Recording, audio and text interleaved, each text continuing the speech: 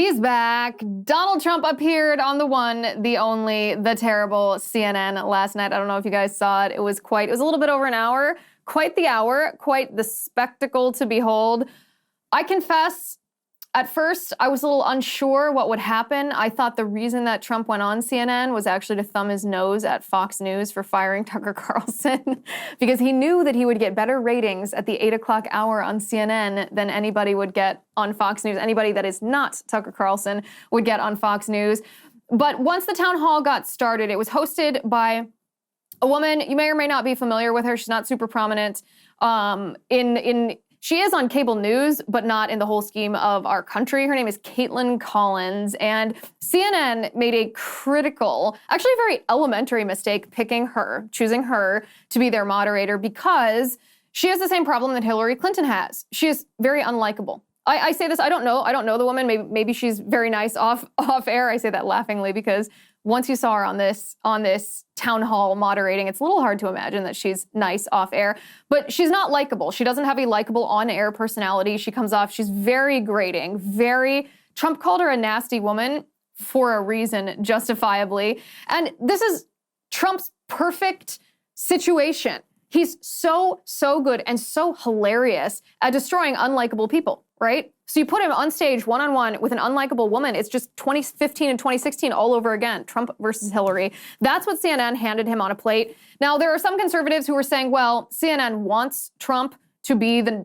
nominee in the primary. They want him to be the Republican candidate for president because they think that they can beat him in the general election. They think Biden can beat Trump in the general election. That might be what they're thinking. That would be an awfully big risk for them to take, given the fact that they didn't think that Trump would win in 2016, and then he did. That's a lot of 3D chess for someone as notoriously dumb as CNN to be playing. So I don't know if that's the case. I don't know if they're trying to elevate Trump in the eyes of the Republican base by hosting this town hall, or whether they were trying to destroy him once and for all. If that was their goal, if destruction was their goal, they did not succeed. So we're going to talk about the craziest, the best, the worst, the nuttiest, and the most viral moments from last night. I would like to show you my favorite moment from the CNN town hall with President Trump last night. This is not chronological. We're not going to go through this chronologically. We are going through this in the order that I think is most interesting, the order that I think you will think is most interesting. But this was actually one of the most important answers that President Trump gave. Not necessarily his funniest answer, but this, mark my words, is if he doubles down on this talking point, if he continues to campaign on this platform, he will stand a chance to win independent voters or people who are undecided. His answer on Ukraine and Vladimir Putin and the war and how much money you and I are being forced to send to Vladimir Zelensky in the name of that war. Trump's answer he knocked it out of the park. Take a listen to this. Absolutely. Do you want Ukraine to win this war? I don't think in terms of winning and losing. I think in terms of getting it settled so we stop killing all these people and breaking down this country. Now, you said you don't think in terms of winning and losing. Mr. President, can I just follow up on that because that's a really important statement let me that just you just follow made up. there. Can you say if you want Ukraine or Russia to win this war? I want everybody to stop dying. They're dying, Russians and Ukrainians. I want them to stop dying. And I'll have that done in 24 hours. I'll have it done. You need the power of the presidency to do it. But you won't say that you want Ukraine to win. You know what I'll say? I'll say this. I want Europe to put up more money because they're in for 20 billion. We're in for 170, and they should equalize. They have plenty of money. They should equalize. I got with NATO. But I'm asking when I sat down, I got them to put up Mr. hundreds President. of billions. What kind of stupid question is that? Like, how do you sit? Think about. Let's take a step back from this for a second. Take a step back behind the scenes from this debate stage or this town hall stage. When you are putting on an event as a production company, right? CNN is a huge production company.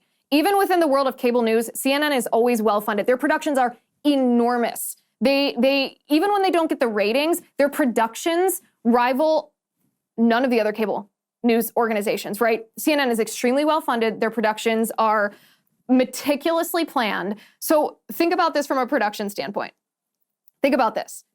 You get to choose any question, one-on-one, to ask the former president of the United States, someone who CNN does not like, someone who CNN does not agree with on policy. And you get to pose any question, and this person, President Trump, is on the spot with you on that stage for over an hour.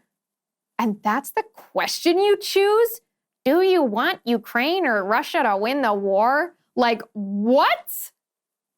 If they were trying to make Caitlin Collins look stupid, they certainly succeeded. Again, not sure why they picked her. This is a very elementary production decision to pick someone who's likable, because it makes Trump look like he's punching down if he's attacking someone who's likable. But when Trump is when Trump is criticizing, and I'll show you that video in a couple minutes, when Trump is criticizing Caitlin Collins for being a nasty person, everyone in their right mind can see that he's correct. It just makes us laugh when he attacks her because she's so absurd. Absolutely stupid question.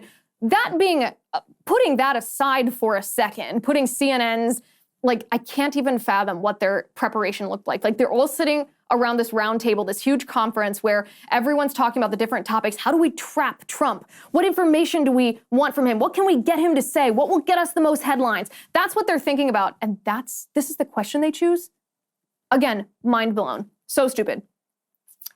All that aside, this answer on Ukraine is an answer that will win him voters because it's the correct answer. This highlighted one of President Trump's strengths when he was in office. And what I mean by that is President Trump's foreign policy, as criticized as he was, even by people on the right, because he bucked Republican establishment orthodoxy on foreign policy, meaning he rejected being a neocon, he rejected interventionism.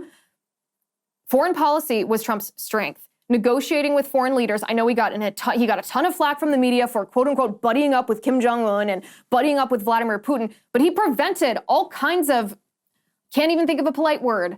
He prevented all kinds of terrible things from happening because he was willing to negotiate. He is good at negotiating on the international stage. He's correct that Vladimir Putin would never have invaded Ukraine had Trump been in office.